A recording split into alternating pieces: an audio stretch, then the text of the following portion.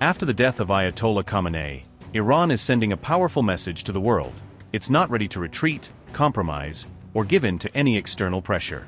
Emerging from years of covert missions and shadow warfare, Iran has appointed a new commander to lead its elite Revolutionary Guard Corps, signaling a potential shift in its strategic playbook. The man now in charge once stood accused of involvement in the deadly AMIA bombing in Argentina, and that same controversial figure now leads Iran's most powerful military organization. With his family living comfortably in the West and his fiercest opponents rooted in the East, his rise raises a critical question. Can he truly command Iran's most feared and loyal fighting force? By placing Ahmad Vahidi at the helm of the IRGC, Tehran seems to be declaring that it values an uncompromising operator, one ready to defend the revolution's interests at any cost. Ahmad Vahidi was named the new commander-in-chief of the IRGC, replacing Mohammad Pakpour, marking a rapid and dramatic change at the very top of Iran's most powerful military force. Pakpour was killed in Saturday's Israeli strikes after serving less than a year in the role, his sudden death under fire underlining just how dangerous and volatile this position has become.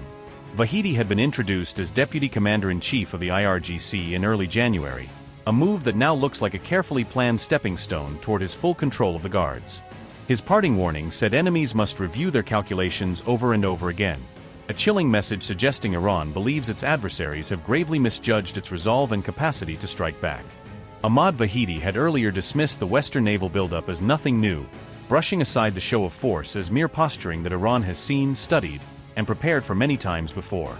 For Interpol, Vahidi was a fugitive under Red Notice linked to the AMIA bombing in Argentina, a man whose name has long been associated with one of the most infamous terror attacks against a Jewish target. Argentine authorities regarded him as the alleged mastermind of a crime against Jewish people, casting him internationally as a symbol of unpunished terror and hardened ideological extremism.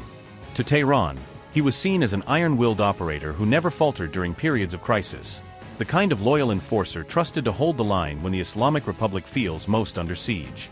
He inherited a high-risk position in which his own assassination was a constant possibility, stepping into a role where every public appearance and every decision could make him the next target in an ongoing shadow war.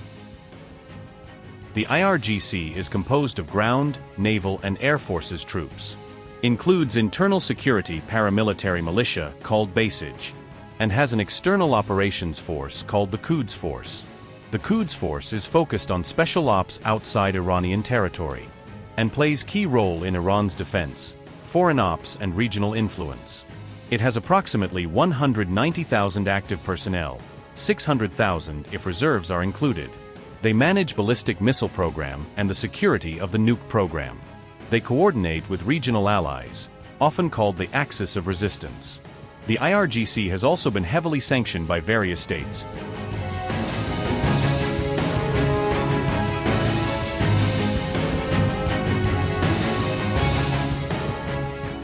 Ahmad Vahidi, born Vahid Shachiraghi in 1958 in the city of Shiraz, joined the Islamic Revolutionary Guard Corps in 1980 as the new regime was still consolidating its grip on power. He fought throughout the grueling 8-year Iran-Iraq War and steadily rose through the ranks, eventually emerging as a hardened field commander shaped by frontline combat and crisis.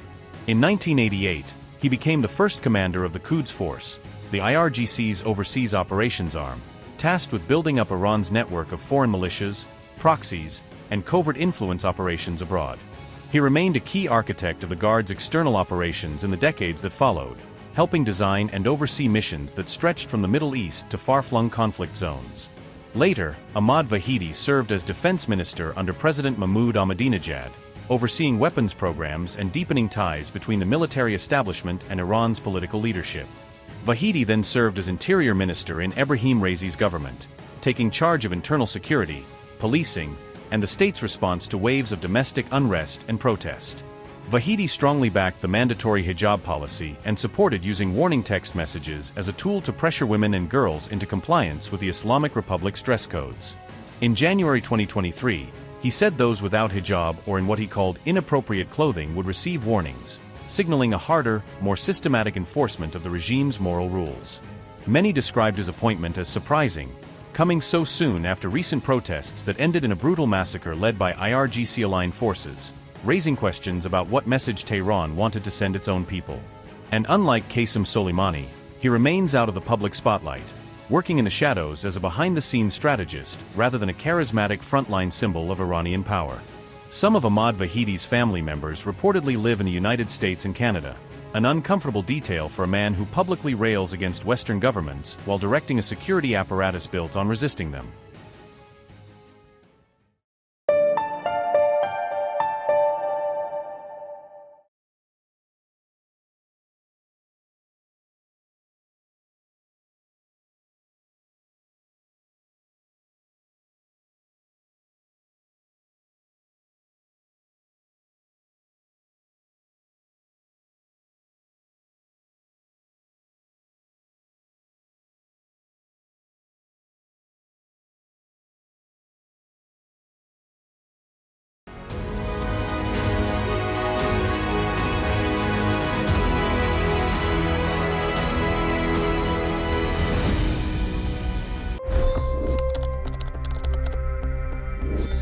$25 crore गरीब गरीबी को परास्त करके बाहर निकले। For the good of our nation, let's work together and let's truly make America great again. The fastest news breaks. Requested PM saying that we will have to speak to Putin and to Zelensky. The biggest news makers. The relationship with India is probably the most important bilateral relationship the U.S. will have for the rest of this century. The capital delivered quite an election result today. Expert analysis. The million-dollar question today is how to stop this dance of death. Ground reports. I'm standing at the crossroad of the Kumbh Mela. Behind me are more than 100 entry guards. Long-form interviews. Exclusionary politics is reflected in Manipur case as well. You don't bother because this is a small state. Deep dive into burning issues. It's often said DRC could be the richest country in the whole world. It's because of what sits underneath. Why exactly did the US topple the Sheikh Hasina government? HD videos. We don't just break news, we break it down.